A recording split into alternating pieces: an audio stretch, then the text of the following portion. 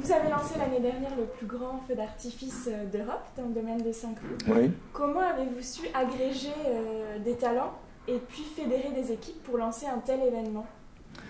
Alors, l'idée du plus grand feu d'artifice d'Europe, c'est une idée que j'avais depuis 10 ans.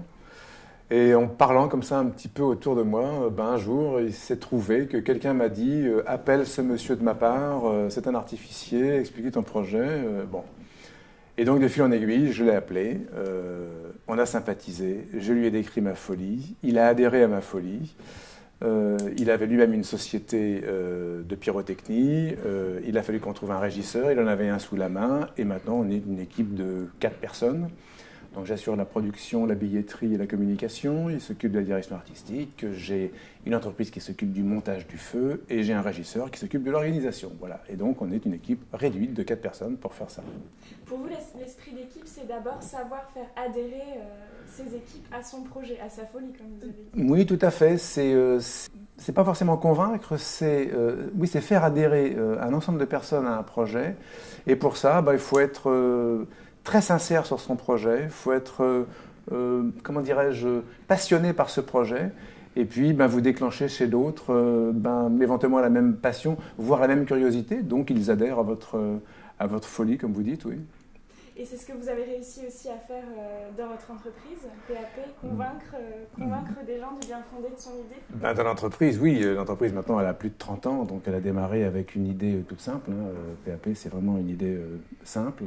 Et oui, progressivement, comme ça, au cours des années, on a fait venir des personnes qui se sont dit finalement, l'esprit d'entreprise y est bon, chacun a sa responsabilité, ils adhèrent même au concept, de traiter de particulier à particulier.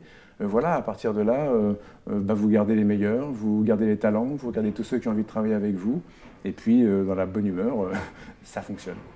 Est-ce que vos activités annexes, que ce soit l'organisation du feu d'artifice, on sait aussi que vous avez un restaurant, Un restaurant entre autres, oui, un groupe de rock'n'roll aussi.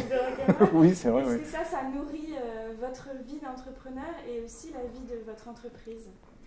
Alors à titre personnel, oui, j'aime bien d'abord parce que j'aime bien réaliser des choses. Ça rend le chef d'entreprise, je dirais, plus humain, plus à même de faire des choses. Donc ça vous donne une authenticité et ça ne vous cantonne pas dans votre simple rôle de manager de PAP. Les gens découvrent que il est passionné par la musique, il est passionné par les feux d'artifice, il a même un restaurant. Donc ça vous crée une sorte d'humanité.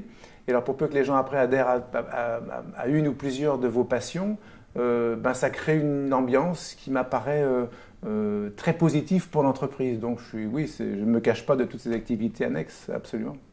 Et juste une dernière question, comment vous définiriez l'esprit d'équipe en entreprise ou dans vos activités annexes? Comment vous le définiriez? C'est d'abord avoir du respect pour les gens qui vous entourent, et puis c'est adhérer au projet, à l'objectif qui sont soit l'objet de l'entreprise, soit, je dirais, l'objet qu'on vous confie de réaliser. Voilà. Mais effectivement, c'est un mélange d'écoute, c'est un mélange de respect, c'est un mélange de sincérité.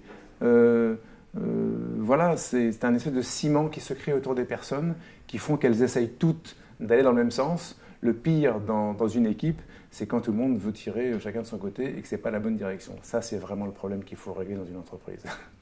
Merci beaucoup. Merci.